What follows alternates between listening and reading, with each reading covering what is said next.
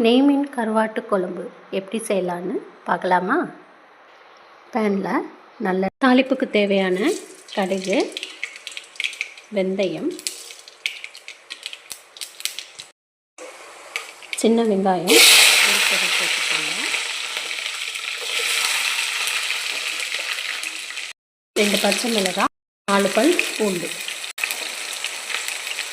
தேவையான அளவு கருவேப்பிலை சேர்த்து நல்லா ஒரு சேர வதக்கி விட்டுக்கோங்க. தக்காளி ஒரு 3 பழம்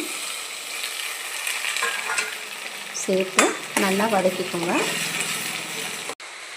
வெங்காயம் தக்காளி நல்லா வதங்கவும் குழம்பு மிளகாய் பொடி ஒரு 3 ஸ்பூன், ஒரு 3 ஸ்பூன் போட்டுக்கோங்க. போட்டு நல்லா வதக்கிடுங்க.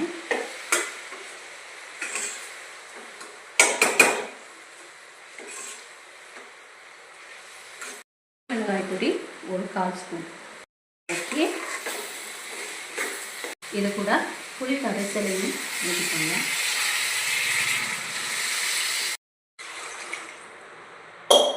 தேவையான அளவு தண்ணி சேர்த்து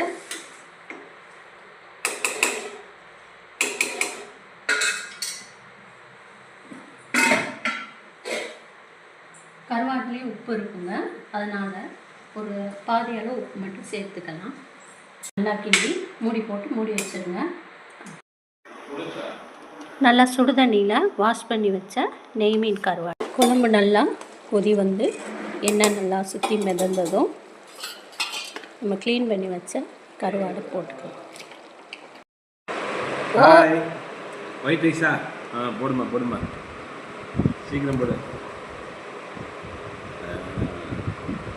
என்ன குழம்பு? கருவாட்டு குழம்பு.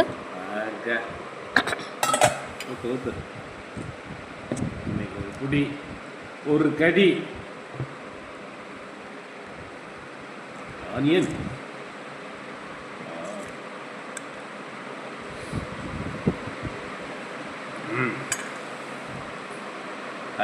நாட்டுக்கோழி ஆம்ப்ளைட் சூப்பர், கலக்கிறப்போ.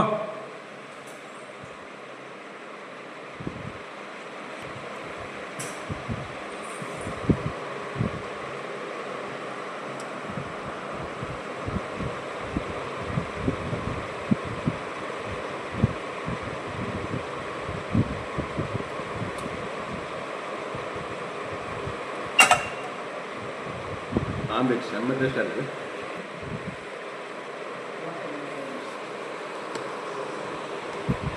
எங்கள் அம்மா வச்ச குழம்பு மாதிரி சூப்பர் டேஸ்ட்டாக இருக்குது. எங்கள் அம்மா கையாகவே சாப்பிட்ட மாதிரி இருக்குது.